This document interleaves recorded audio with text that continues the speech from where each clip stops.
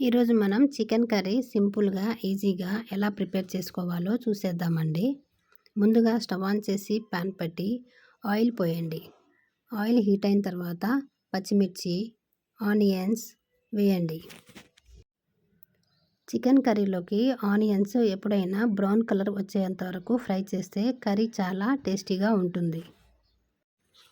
Onions fry అయిన తర్వాత chicken కర్రీలోకి కొంచెం పుదీనా కూడా కట్ చేసి వేసుకుంటే చాలా బాగుంటుంది. పుదీనా ఆనియన్స్తో పాటే ఫ్రై అయితే కర్రీ టేస్ట్ చాలా బాగా వస్తుందండి. చూసారు కదా, ఆనియన్స్ ఇలా గోల్డెన్ బ్రౌన్ వచ్చిన తర్వాత మనం ఇప్పుడు కొంచెం అల్లం వెల్లుల్లి పేస్ట్, పసుపు, రుచికి సరిపడా ఉప్పు ఇవన్నీ వేసిన తర్వాత అల్లం పచ్చివాసన పోయేంత వరకు బాగా కలపండి.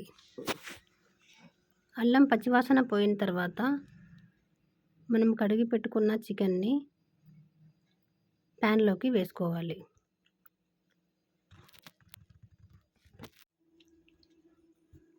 మనం చికెన్ ముక్కల్ని వేసిన తర్వాత కొంచెం మీడియం ఫ్లేమ్లో పెట్టి ఒక 2 నిమిషాలు అలా తిప్పుతూ ఉంటే చికెన్లో ఉన్న వాటర్ అనేది రిలీజ్ అయ్యి ముక్క అనేది సాఫ్ట్గా ఉడుకుతుంది.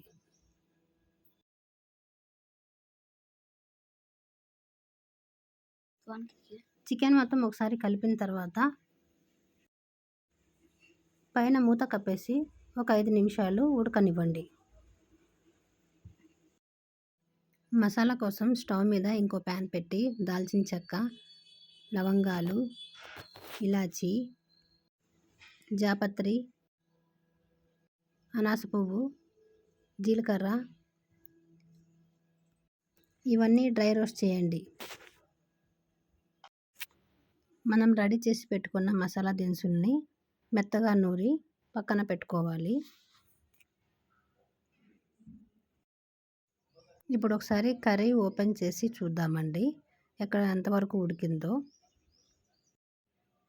ఇప్పుడు మనకి కర్రీ 50% ఉడికినట్టండి. దీంట్లో ఇప్పుడు మనము రుచికి సరిపడా కారాన్ని వేసుకుందాము. నేనైతే 2 స్పూన్ల కారం వేస్తున్నాను. మా కారం కొంచెము స్పైసీ ఎక్కువ ఉంటుంది. అలాగే మనం ముందుగా దంచి పెట్టుకున్న మసాలా పౌడర్ కూడా వేసుకుందాము. ఇది ఒక 1 టేబుల్ స్పూన్ వేస్తున్నాను నేను, ఎందుకంటే దానిలో మసాలా ఘాటు చాలా ఎక్కువ ఉంటుంది.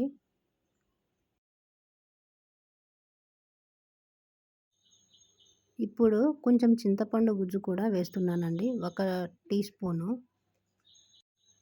నేను కర్రీలో టమాటాలు వేయలేదండి, అందుకని కొంచెం పులుపు కోసం నీసు వాసన రాకుండా చింతపండు గుజ్జు వేశాను. ఒకసారి మొత్తం కలిపేద్దాము. 1 కప్పు పచ్చి కొబ్బరి పేస్ట్ అండి, 1 చిప్ప మొత్తము మిక్సీ పట్టి వేశాను. ఇది కూడా మనకి కర్రీ చాలా టేస్ట్ వస్తుంది. గ్రేవీ అనేది థిక్గా ఉంటుంది. స్పైసీ అంటే మనం మసాలా ఘాటు అంతా ఎక్కువ వేసాం కాబట్టి మొత్తం న్యూట్రలైజ్ చేస్తుంది. టేస్ట్ కూడా సూపర్ ఉంటుంది. కర్రీకి సరిపడినంత వాటర్ పోసుకొని ఇంకా కొంచెం సేపు ఉడకనివ్వండి. ఇప్పుడు మనకి కర్రీ మ్యాక్సిమం ఉడికినట్టేనండి. మనం పోసిన వాటర్ కూడా బాగా అబ్జర్వ్ చేసుకున్నాయి ముక్కలు. పీసెస్ కూడా మెత్తగా ఉన్నాయి. నాకు గ్రేవీ కన్సిస్టెన్సీ సరిపోతుంది. ఇప్పుడు మనము కొంచెం ధనియాల పొడి కూడా వేసుకుందాము. కొత్తిమీర కూడా చల్లుకుంటే మనకి చికెన్ గ్రేవీ అనేది రెడీ అయిపోయింది. చివరిగా పచ్చిమిర్చి చీలికలు కూడా వేసుకోవచ్చు, మీ ఇష్టము. వేసుకుంటే బాగుంటుంది, వేసుకోకపోయినా పర్లేదు.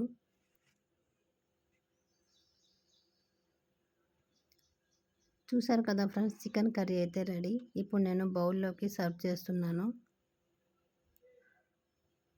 నా వీడియో కానీ మీకు నచ్చినట్లయితే లైక్ చేయండి, షేర్ చేయండి, సబ్స్క్రైబ్ చేయండి.